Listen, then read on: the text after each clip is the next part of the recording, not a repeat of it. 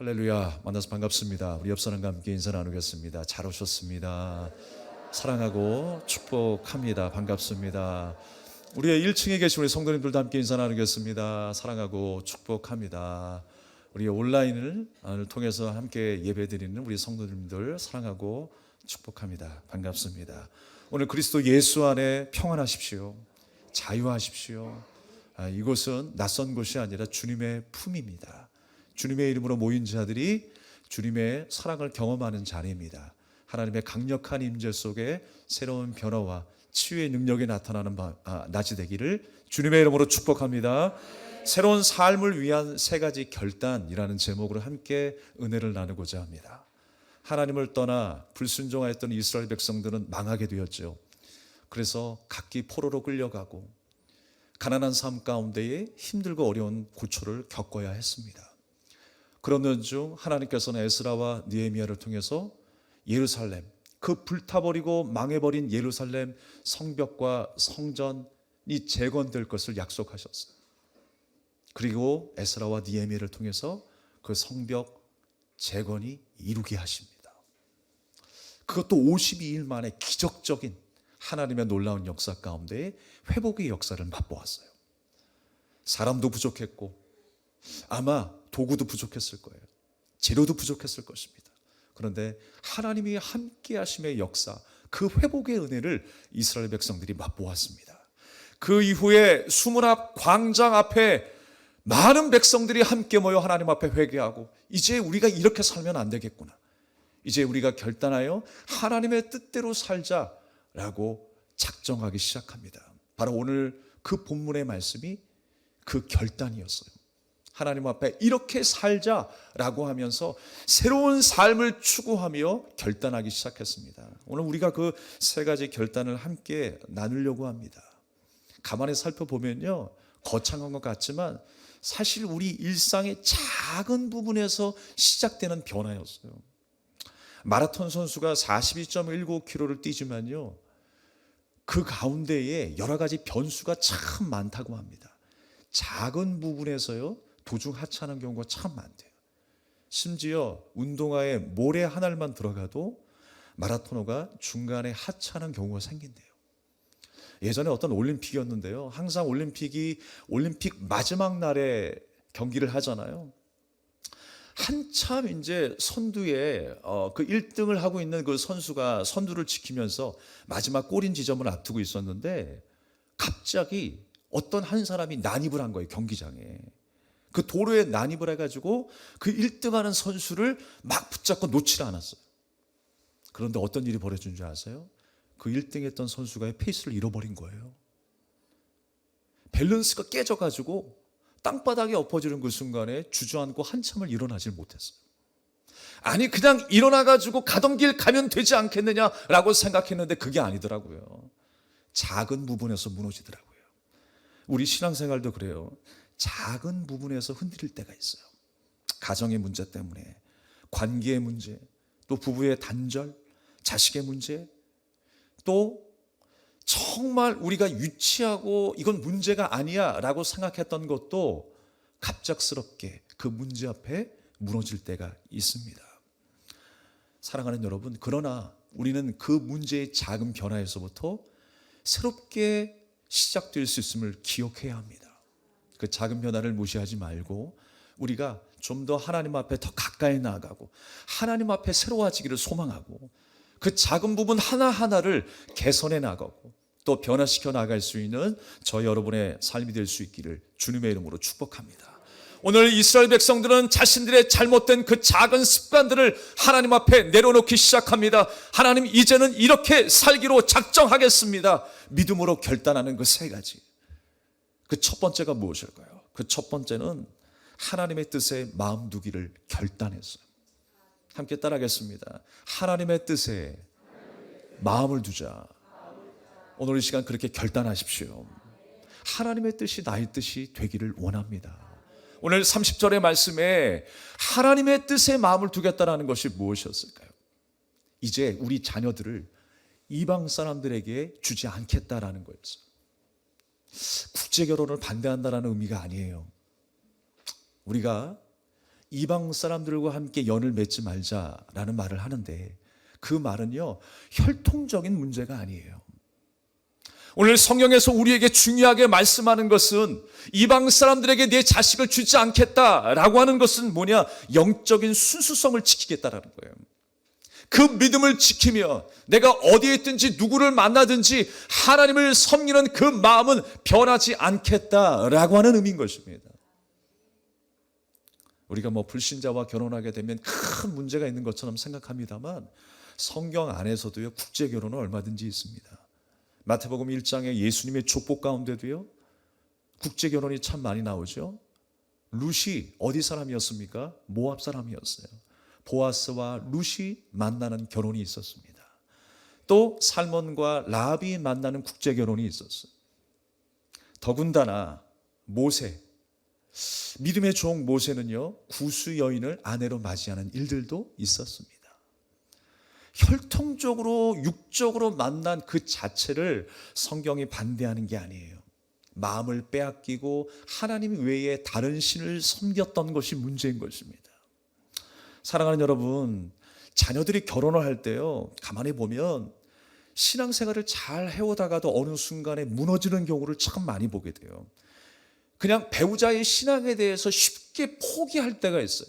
내가 만나면 전도하면 되지라고 생각을 해요. 그게 그렇게 쉽게 될까요? 절대 그렇지 않습니다. 고초를 겪는 수많은 그런 부부들을 알게 돼요. 그러니까 가만히 보면 신앙생활에 대해서 별로 신경을 쓰지 않더라고요. 전도하면 되지라고 생각을 하고 쉽게 생각을 했는데 그 쉽게 생각한 마음 속에는 어떤 마음이 더 크냐? 그 사람의 배경에 대한 생각이 더 큰 거예요. 그 사람의 외모에 대한, 그 사람의 직장에 대한 생각이 더 큰 거예요. 그래서 그 사람의 신앙에 대한 부분들은 더 깊게 생각하지 않고 그 사람의 배경과 그 사람의 어떤 가진 것에 대해만 더 집중하고 우선순위를 둔다라는 거예요. 그게 문제라고 하는 것입니다. 나중에 전도하면 되겠지. 여러분, 이 말은 너무나 무책임한 말이에요. 이게 결코 쉬운 문제가 아니라고 하는 사실을 여러분 한평생 살아오시면서 뼈저리게 경험하셨을 것입니다. 내가 믿음의 가정에서 성장했기 때문에 모든 것이 다 해결되겠지? 아닙니다. 한 치 앞도 알 수 없는 우리 인생이에요. 우리는 끊임없이 하나님 붙들어야 하는 것입니다. 자녀를 위해서 기도해야 되고요. 우리의 삶을 위해서 기도해야 하는 것입니다. 한번 여러분께 묻겠습니다. 믿는 자가 영향력이 더 셀까요? 믿지 않는 자가 영향력이 더 셀까요? 상식적으로 믿는 자가 영향력이 더 세야 돼요. 근데 이상하게 우리 일상을 돌아보면 믿지 않는 자의 영향력이 더 센 것 같아요. 믿지 않는 자 때문에 믿는 자도 더 힘들어질 때가 얼마나 많이 있습니까? 솔로몬을 보세요, 여러분. 솔로몬이 지혜의 왕이었습니다. 하나님이 기뻐하셨어요. 그가 왕이 되면서 하나님 앞에 1000번제를 드리기까지 그 믿음을 하나님 앞에 증명하여 내었던 솔로몬 왕이었습니다. 그런데 나중에 어떻게 돼요? 그 나라가 이제 안녕하기 위해서, 전쟁을 줄이기 위해서 정략 결혼을 하잖아요. 이 나라와 이 나라의 사람들이 만나서 결혼을 합니다. 그 자체가 문제가 아니에요. 문제는 뭐였냐면 솔로몬이 아내로 삼았던 그 여인들이 가지고 있었던 우상이 문제예요. 그들이 섬기고 있었던 그 우상들을 지금 예루살렘 성전에까지, 그 왕궁에까지 들고 와서 섬기는 것이 문제라는 거예요. 나중에 여러분 솔로몬이 어떤 짓까지 한 줄 아십니까? 짓이라고 표현해서 좀 죄송합니다만 우리는 평소 솔로몬 하게 되면 지혜의 왕이다, 칭송하면서 칭찬하잖아요. 닮고 싶어하는 왕이라고 생각하잖아요. 그러나 그의 말로는 좋지 않았어요. 나중에는요, 산마다 산당을 세웁니다. 산당을 세워요.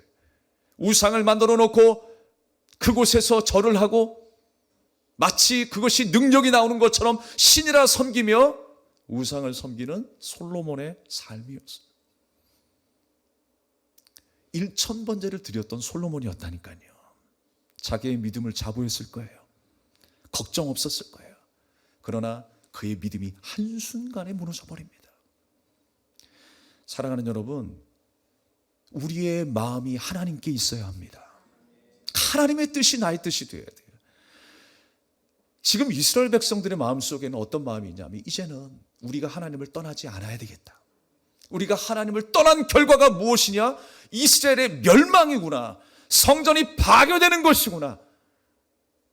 이제는 우리가 정신 차려야 되겠다.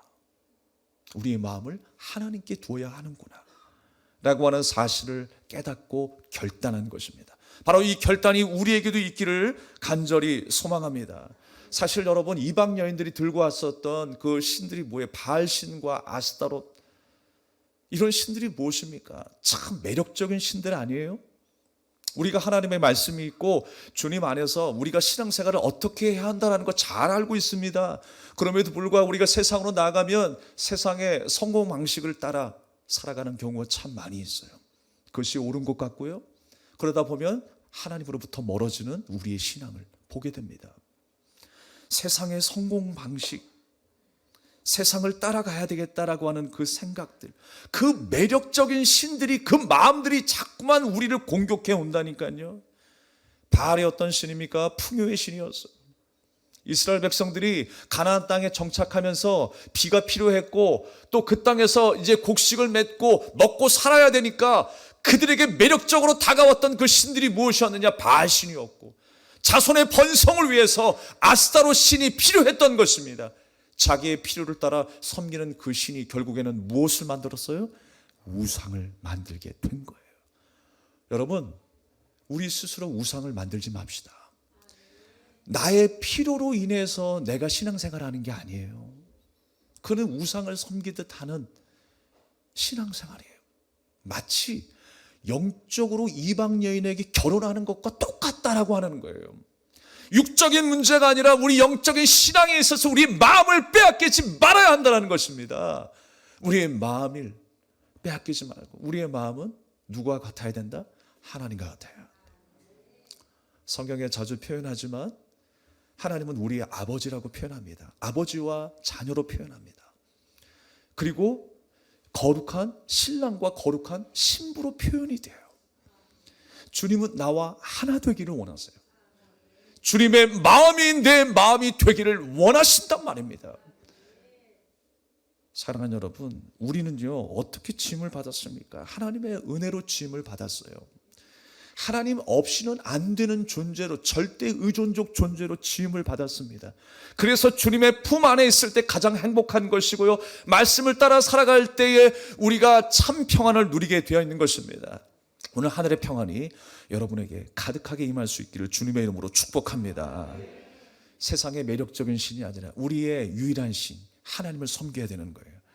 우리가 함께 말씀을 읽어볼까요? 예레미야서 10장 13절 한 목소리로 함께 읽어보겠습니다. 시작.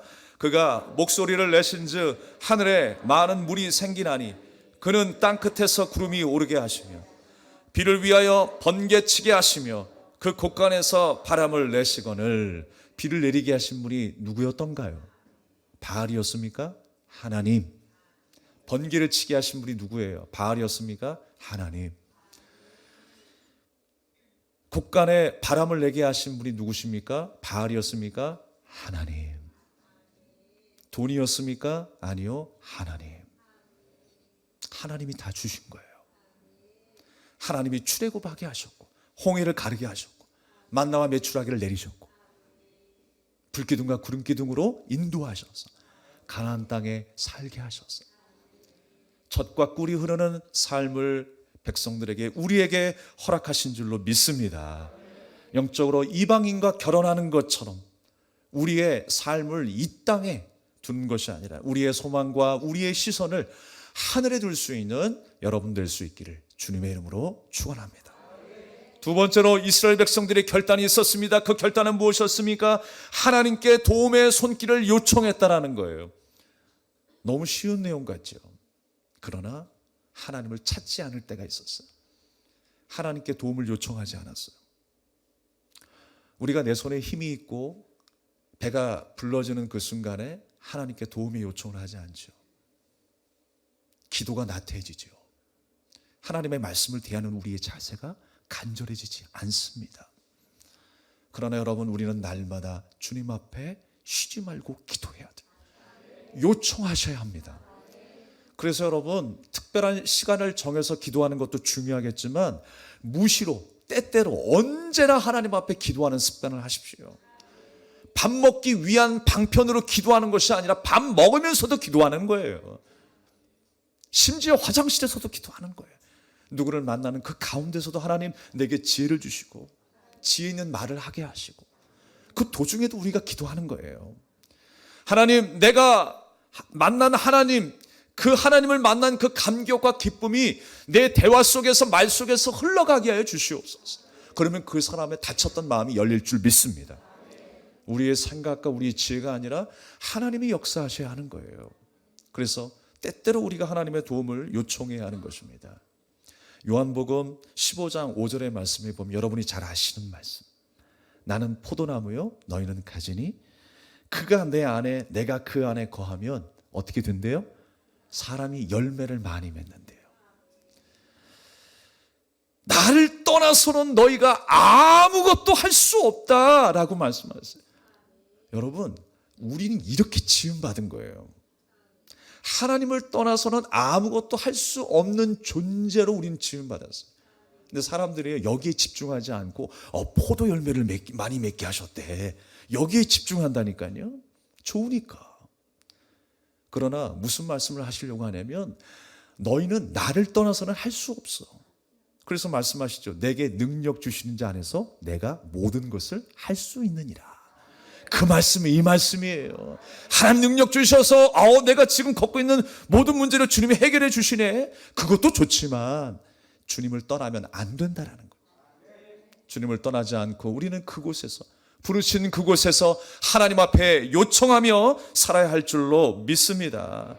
그러니까 우리는요, 주 안에 있을 때 모든 것이 가능하고 능력 있는 삶이지 나 스스로는 자랑할 게 아무것도 없어요. 교만해질 이유가 뭐가 있어요, 여러분? 아무것도 없는 거예요. 우리는 오늘도 겸손히, 내일도 겸손히 낮은 자리를 떠나지 아니하는 그 자리, 낮은 자리에서 하나님의 도움을 요청하는 신실한 성도가 될 수 있기를 바라겠습니다. 31절의 말씀에 보니까 누가 안식일에 온갖 곡물을 팔면 안식일이나 성일에는 사지 않겠다고 서약을 했다라고 했어요. 결단을 한 거예요. 내가 안식일에는 누가 곡물을 팔면 난 사지 않겠다. 여러분, 우리가 예전에 참 주일날 뭐 산다라는 거 상당히 부담스러웠죠. 우리 부모님 세대에서는요, 뭐 산다라는 게 용납하지 않았어요. 안식일은 무조건 교회 나가야 돼. 무조건 예배 드려야 돼. 근데 여러분, 더 중요한 것을 우리가 생각해야 돼요. 안식일의 의미가 뭐냐? 물건만 안 사면 안식일이냐? 일만 안 하면 안식일이냐? 주님께서 우리에게 가르쳐 주신 안식이 무엇일까요? 하나님께서요, 천지 만물을 창조하셨죠. 첫째 날 뭐, 둘째 날 뭐, 셋째 날 뭐. 그리고 하나님이 쉬셨어요. 아니, 하나님이 전능하신 하나님이신데, 무소부지하신 하나님이신데 창조하셨다고 쉬신다? 육체적으로 피곤하셨을까요? 그런 의미에서 쉰 게 아니에요. 하나님은 완전하신 하나님이세요. 그 완전하신 하나님께서 첫째 날, 둘째 날, 셋째 날 완벽하게 이루신 그 창조물, 그 계획은 완벽하시다라고 하는 것, 그리고 쉬셨다라고 하는 것. 하나님의 그 창조의 역사가 흠이 없고 점도 없고 부족함이 없다라고 하는 사실을 가르쳐 주는 것이 안식이에요. 그래서 쉬신 거예요. 그리고 그 안식이 나중에 이제 신명기로 다가오게 되면요, 신명기 5장 말씀에 출애굽한 사건을 통해서 하나님이 구원하신 일들을 기억하라고 안식일을 지키라라고 말씀하시죠. 어떻게 구원하셨습니까? 하나님께서 완전하신 하나님이셨음을 보이셨어요. 열재앙 이야기를 통해서, 홍해 사건을 통해서, 만나와 메추라기를 통해서 하나님은 완전하신 하나님이십니다 라고 하는 것을 이스라엘 백성들에게 확인시켜 주신 거예요. 그래서 우리가 의지할 대상이 누구냐? 하나님이시라는 거. 그날을 기억하는 것이 바로 안식일입니다. 가나안을 우리가 안식의 땅이라고 이야기합니다. 사실 여러분, 애굽 땅은요, 기름진 땅이었어요. 자기가 이룬 대로, 자기가 노력한 대로 벌고 먹고 살아가는 동네가 애굽 땅이에요. 그 땅은 나일강이 있었어요. 풍족하고 비옥한 땅이었습니다. 그러나 광야를 지나서 가나안 땅은 무엇입니까? 하나님의 은혜 없이는 살아갈 수 없는 땅, 척박한 땅. 주님이 비를 내리셔야 하고 말씀을 내리셔서 움직이셔야 하는 그 땅이 바로 가나안 땅이었습니다. 그래서 그 땅에서 안식일을 지키며 살아가기를 원하셨어요. 그렇지, 하나님의 은혜를 공급하여 우리는 살 수 있어. 주님이 역사하셔야 우리는 해결할 수 있어. 주님이 도우셔야 우리는 살아갈 수가 있는 거야, 행복할 수가 있는 거야 라고 고백하며 살아가는 그 안식의 땅이 바로 가나안이었단 말입니다. 시편 127편의 말씀에 보면 여호와께서 집을 세우지 아니하시면 세우는 자의 수고가 헛되다 그랬어요. 우리가 노력하는 거 좋지요. 열심을 다하고 최선을 다하여 살아가는 인생 좋습니다. 그러나 하나님이 함께 하셔야 하는 거예요. 세우는 자의 수고가 헛되지 않도록 하나님이 함께 하셔야 하는 거예요. 또한 우리가 나 스스로를 지킬 수 있습니까? 파수꾼의 경성함이 허사가 될 수가 있어요. 우리가 아무리 외치고 떠든들, 내가 지키겠다고 보호를 한들 하나님이 함께 하셔야 안전한 것입니다. 우리가 그 주님의 뜻 안에서 안전하게 거하며 자유함을 누릴 수 있기를 주님의 이름으로 축복합니다. 예레미야 25장 21절을 우리가 함께 다시 한번 좀 읽어보겠습니다. 예레미야 25장 21절 시작. 내가 명령하여 6째 해에 내 복을 너희에게 주어 그 소출이 3년 동안 쓰기에 족하게 하리라. 백성들이 심지도 못하고 거두지 못하는 이 상황 속에서 일을 안 한다니 황당했을 거예요. 우리도 그럴지 모르겠습니다. 그러나 하나님께서 뭐라고 말씀하세요? 3년을 먹게 살게 하겠다라는 거예요. 성경에서 이 3이라고 하는 의미는요, 완전하다라는 의미예요. 하나님께서 도우시겠다라는 거예요. 그렇다고 우리가 일하지 말라는 게 아니에요. 열심히 일하시면서 하나님 잘 섬기셔야 돼요. 예배드리기를 게을리하지 마십시오. 우리가 그것을 확인하는 날이 오늘 주일 안식일이에요. 바로 이 안식일이 이제 시작 시대에 넘어와서 나를 위하여 죽으신 예수 그리스도의 십자가와 부활을 통해서 안식일을 더 분명하게 알게 하셨죠. 나는 죄인이었습니다. 영원히 죽을 수밖에 없는 사망의 자녀였습니다. 그런데 누구 때문에? 예수님 때문에. 예수님의 십자가 보혈 때문에. 그 완전하신 사랑으로 인하여 절망했던 내가 소망을 얻게 되었어요. 할렐루야. 그것이 바로 완전하신 하나님의 은혜예요. 우리는 그 은혜 없으면 안 됩니다라고 고백하는 날이 오늘 이 시간이에요. 그래서 우리에게 안식일이 필요한 것입니다. 그런데 여러분, 이것이 특정한 날 주일에만 안식일을 우리가 지키는 것이 아니라 이러한 삶이 우리 일주일 내내 이루어져야 하는 거예요. 매 순간에 기쁜 일이 있어도 슬픈 일이 있어도 우리는 끊임없이 하나님의 도우심을 요청하고 간절히 구할 수 있는 그 안식일을 지키며 살아야 할 줄로 믿습니다. 예수 그리스도의 십자가의 그 구원의 은혜의 역사를 통해서 우리의 삶은 어떻게 변했습니까? 이제 이 땅을 소망하는 것이 아니라 하늘의 소망을 바라보며 살아가는 그 안식을 누리는 삶을 살아가게 하셨습니다. 이 땅에 썩어지는 우리 육체가 아니라 이제 우리가 알지 못하는 놀라운 그 육체로 새롭게 부활하게 될 것을 주님은 약속하셨어요. 이 땅의 수고가 아니라 하늘의 기쁨과 하늘의 소망을 바라보며 살아가는 인생으로 바뀌게 하신 것입니다. 이제 그 삶을 살기로 이스라엘 백성들이 다시 한번 결단하며 나가는 거예요. 마지막 세 번째입니다. 그들이 했던 결단이 무엇이었습니까? 함께 따라하겠습니다. 성전에 마음을 두며 하나님의 임재를 사모했다. 오늘 본문의 말씀을 보면요, 상당 부분 제사에 대한 부분들이 나와요. 세금을 걷어서 그 3분의 1을 성전의 모든 일들을 위해서 사용하겠다. 11조를 드리겠다. 제물을 드리겠다. 라는 말들이 나와요. 단순히 의식을 행하겠다라고 하는 의미로 끝나는 게 아니에요. 무엇입니까? 하나님의 임재가 끊어지지 않게 하겠다라는 거예요. 느헤미야가 강조했던 것은 무엇이었습니까? 느헤미야가 아침부터 정오에 해가 뜨기까지 하나님 앞에 예배하라라고 이야기를 했어요. 이 성을 떠나지 말고 아침부터 정오까지 하나님 앞에 예배하라라고 강조했습니다. 예배가 끊어지지 않기를 이제 소망하고 있는 거예요. 여러분, 예배가 끊어지면 안 됩니다. 하나님을 바라보고 하나님 앞에 기도하는 우리의 목소리가 끊어지면 안 되는 거예요. 지속되어야 하는 것입니다. 그렇게 성전에 마음을 두는 것입니다. 오늘 본문의 말씀에 제사에 대한 내용으로 구절도로 상당 부분 기록되어 있습니다. 첫 열매를 가지고 여호와의 집에 드리겠다라고 합니다. 결정적으로 39절 말씀에 우리 하나님의 전을 버려두지 아니하리라. 사람들이요, 우상을 쫓아나갈 때에 하나님의 전을 뒷전으로 하였어요. 매력적인 신을 따라갔습니다. 돈을 바라봤어요. 사람을 바라봤어요. 그래서 성전을 버려두었어요. 근데 중요한 건 뭐냐면요, 더 무서운 게 별도의 뭔가를 만든 게 아니라 하나님의 제단이 있고 그 옆에 바알 제단을 만들어 놓는 거예요. 우리가 혹시 오늘 하나님 앞에 예배드리러 하나님의 전을 찾아왔지만 우리의 마음과 생각은 다른 데 있지 않습니까? 우리의 소망과 우리의 중심은 다른 데 있지 않습니까? 오늘 여러분의 마음, 여러분의 삶을 하나님 앞에 드리기를 원합니다. 의식을 드리는 것으로 끝나는 것이 아니라 우리의 삶 전체, 우리의 인격을 드릴 수 있는 그 예배 속에 하나님의 임재가 있습니다. 하나님이 함께 하셔야 모든 것이 가능하다라는 거예요.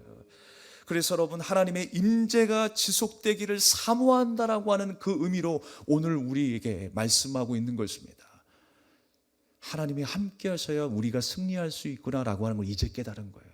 하나님이 떠나시면 우리가 전쟁에도 패하고 결국 포로로 끌려가고 이 가난한 삶 속에 우리가 살아가는 것이고, 이것을 회개하며 하나님 앞에 이제 내가 하나님 떠나지 않겠습니다라고 결단하는 거예요.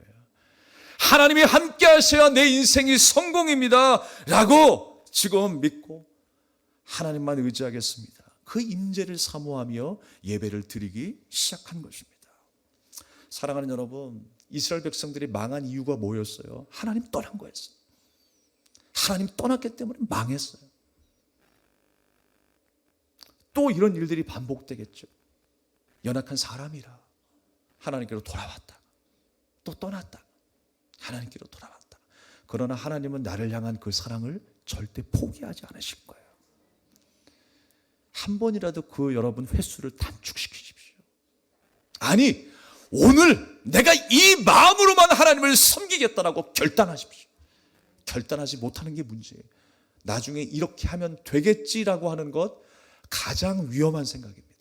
이렇게 신앙생활하면 되겠지, 이렇게 나중에 기도하면 되겠지, 이렇게 말씀대로 순종하면 되겠지, 가장 위험한 말이에요.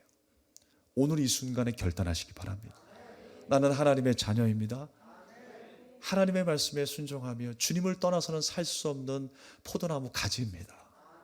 주님께 붙어 있어 날마다 열매 맺는 포도나무 가지가 되기를 주님의 이름으로 축복합니다. 그래서 우리는요, 참 분주한 시간들을 보내고 있어요. 분주한 시간 속에서, 시간의 압박과 제약 속에서 살아가고 있습니다. 그러나 그 시간마저도 하나님 앞에 맡기셔야 돼요. 시간의 주관자가 누구이십니까? 나예요? 하나님이세요. 우리의 시간은 제한적이지만요, 하나님의 시간은 카이로스, 영원의 시간이에요. 영원 전부터 영원까지 지배하시고 다스리신 분이 우리 하나님이세요.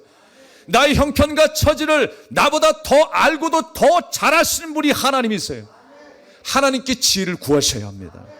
우리의 갈 길을 하나님께서 예비하셨으니 그 길을 걷는 방법도 하나님께 물으셔야 하고, 주님을 떠나지 아니하고 주님과 연합하면서 그 길을 함께 동행할 수 있는 여러분 될 수 있길 바랍니다. 그래서 하나님의 임재 그러는 거예요. 하나님 만나는 시간을 늘리셔야 돼요. 지금 이스라엘 백성들이 그렇게 하고 있는 거예요. 이제 자꾸만 예배 얘기, 제사 얘기하는 이유는 하나님과의 그 임재의 시간을 늘리는 거예요. 여러분 어디에 있든지 예배자로 사시기 바랍니다. 여러분 직장에서도 마음속으로도 예배하고 기도하는 그 시간들이 끊어지지 않기를 주님의 이름으로 축원합니다. 말씀을 정리하겠습니다. 1990년 컴백이라고 하는 책을 쓰고 세상에 다시 나타난 한 사람이 있습니다. 그는 샌프란시스코 자이언츠 그 선수단의, 그 야구단의 좌완투수였던, 총망맞는 좌완투수였던 데이브 드레베키라고 하는 사람이었습니다. 그 사람은 많은 사람들에게 총망맞은 좌완투수였어요. 그런데 어느 날 팔에 종기가 생기기 시작합니다. 종양이 생기기 시작하면서 수술을 했어요. 그런데 생각보다 그 종양이 깊이 자리 잡고 있었습니다.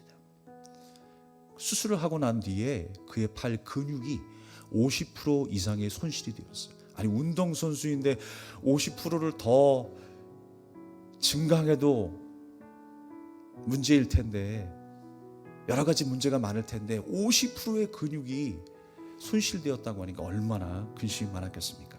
사람들이 말합니다. 이제 투수로서 생명은 끝났다.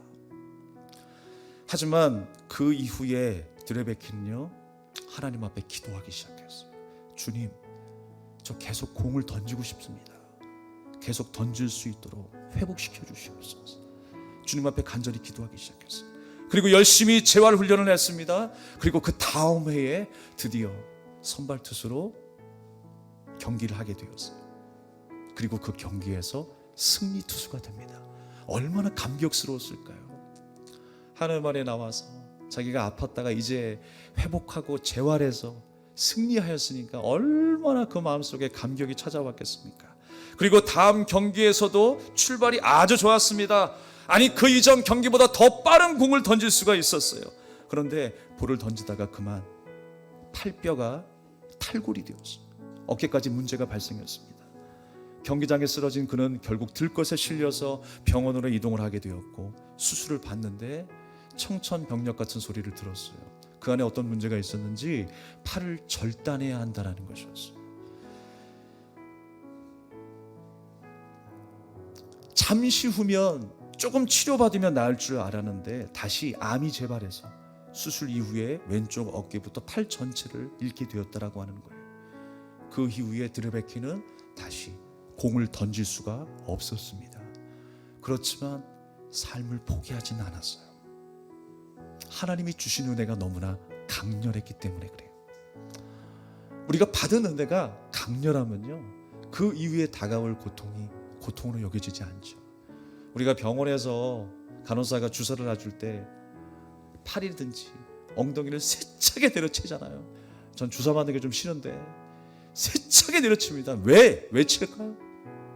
주사 바늘이 들어가는 거 모르게. 적용이 될 수 있을까 모르겠지만 하나님의 은혜가 강력히 우리에게 임하면요, 우리의 삶이 뭐 바뀐 게 없는데 기쁨이 임하기 시작하는, 세상이 달라져 보이는 거예요. 다시 시작하게 되는 거예요. 다시 출발하게 되는 줄로 믿습니다. 오늘 이스라엘 백성들이 그렇게 새로워지기를 결단하고 있습니다. 하나님 앞에서 이제 새로운 출발을 구합니다. 우리가 이렇게 결단하며 하나님의 말씀에 순종하며 살아가겠습니다 라고 결단하는 거죠. 하나님의 은혜가 얼마나 강력했는지 드레베키는 포기하지 않았습니다. 그리고 자신의 책에서 이렇게 고백을 하는 거예요. 아무도 인생이 멋진 것이라고 보장해 줄 수는 없습니다. 인간은 누구나 어려운 시간에 부딪히게 될 것입니다. 그 어려움을 해결하는 유일한 방법 하나가 있습니다. 그것은 어려운 상황 속에서 시선을 떼어 하나님을 바라보는 것입니다. 하나님을 바라보는 것이래요. 그 절망에 있는 그 사람의 고백이었습니다. 오늘 이 이스라엘 백성들이 고백했던 세 가지의 결단이 바로 나의 결단이 되기를 바랍니다. 느헤미야처럼 예배를 드리고 기도하고 묵상하고 하늘나라를 맛보고 세상으로 나아가서 날마다 승리하는 저와 여러분이 되기를 주님의 이름으로 축원합니다.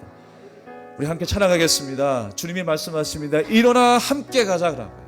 절망에서 일어나라, 고통에서 일어나라, 일어나 함께 가자 라고 주님이 말씀하십니다. 아멘.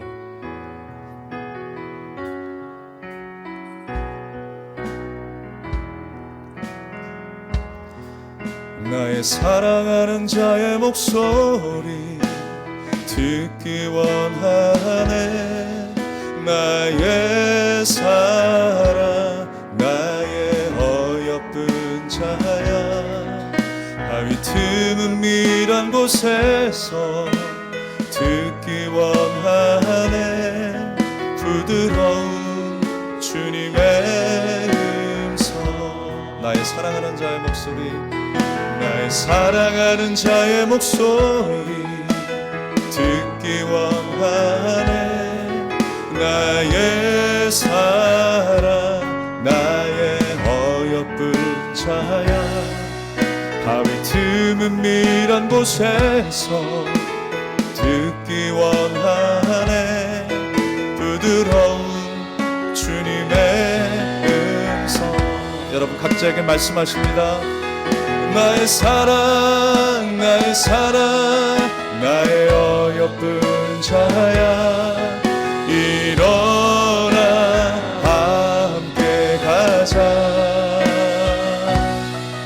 나의 사랑, 나의 사랑, 나의 어여쁜 자야, 일어나 함께 가자. 다시 한번 나의 사랑하는 자의 목소리, 나의 사랑하는 자의 목소리 듣기 원하네.